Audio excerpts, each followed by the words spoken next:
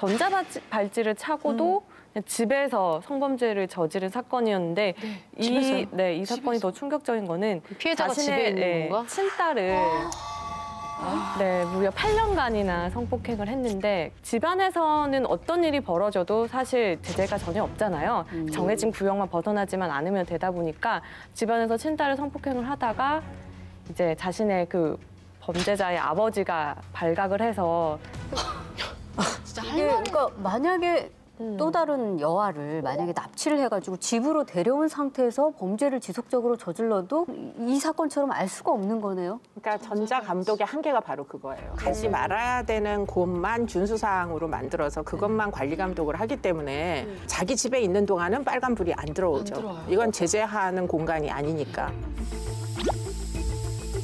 그러니까 이제 유일하게 할 수 있는 건 보호관찰관을 좀 대폭 많이 뽑아가지고 일거수일투죠. 그야말로 시도 때도 없이 집에도 방문을 하고 이런 종류의 감시 체계를 구축하지 않으면 지금 것 같아요, 이거. 어렵다는 얘기죠. 여전히 존재할 거라는 그렇죠. 거죠. 네. 외국의 경우에는 7명 정도가 평균적이라고 해요. 네, 그러니까 일주일 내내 이제 그 7명만 쫓아다니는 거예요. 이 특정 보호관찰관은. 그리고는 딴 서무 업무를 안 해도 되는 거예요. 근데 이제 우리나라는 전자감독 그 담당자가 있어요. 보호관찰소마다. 그 사람이 담당하는 전자발찌 착용자는 12명에서 15명. 그런데 12명에서 15명이라도 사실은 너무 많죠. 지금 뭐 집안에서도 무슨 짓을 할지 모르고 이러니까 우리는 뭐 무슨 공문 써야지 무슨 뭐 너무 일이 행정 업무가 많죠. 공무는 정말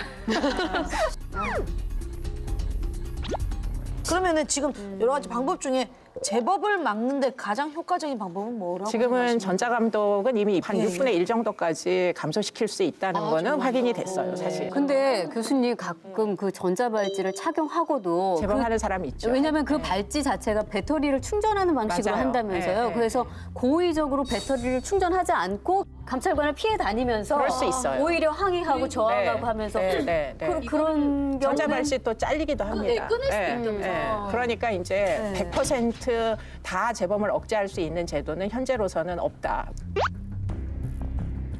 그러면은 우리 저번에 한번 얘기했죠. 화학적 거세 그 얘기했었거든요. 저희는 화학적 거세가 그것도 실효성 문제 얘기도 있던데요. 화학적 거세가 사실은 제가 느낄 때는 이게 대안이 될 수가 없는 게 왜요?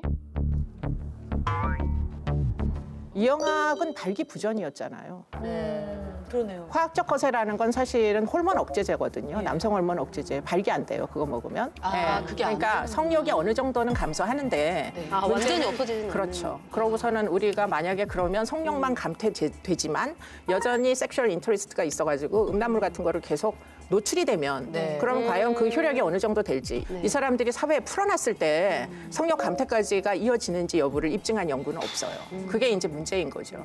그러니까 이제 검증하는 연구가 없이 강제 약물 그 집행법을 우리나라는 도입을 한 거예요. 국회에서. 근데 많은 경우에 외국에서는 사실 환자의 동의를 해서 거세 약물을 집행을 합니다. 미국의 경우에도 거세 약물을 당신이 지금 교도소를 들어갈래? 아니면 강제 추행을 했으니까 보호관찰만 받을래? 대신 약물을 할래? 선택권이 있어요. 그렇기 때문에 굉장히 협력 수준이 높고 어떻게든 본인도 치료를 받아야 교도소 안 갈 거 아니에요. 선택권이 있으니까 조건부 처분을 많이 그럴 수는 이제 있겠네요. 적용하는 게 바로 이 약물이에요. 그렇기 때문에 지금 법의 형태가 강제하다 보니까 이것도 일종의 형벌처럼 경과하는 형벌의 리스트 중에 한 개밖에는 안 되는 거죠. 그러니까 이제 약물을 처방받는 사람들의 저항이 있을 시에는 그다음에 이제 어떻게 할 건지 전 그게 의문이에요. 근데 그리고 생각을 해보면